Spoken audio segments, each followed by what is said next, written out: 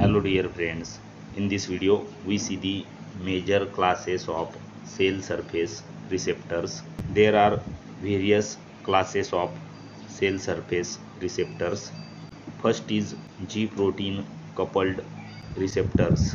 These receptors activate cytosolic transcription factors via several pathways. Second is cytokine receptors. Activation of STAT transcription factors by phosphorylation is the function of these receptors.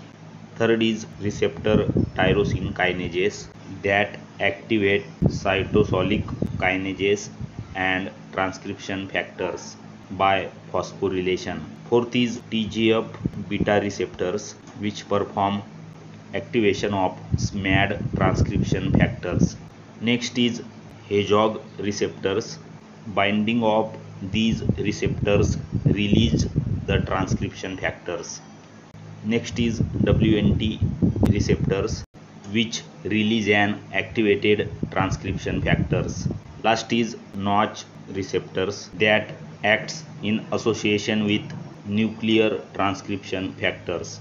If you are new on the channel, please do subscribe, hit the bell icon to get update of latest notification from our channel and share with your friends. Thank you very much.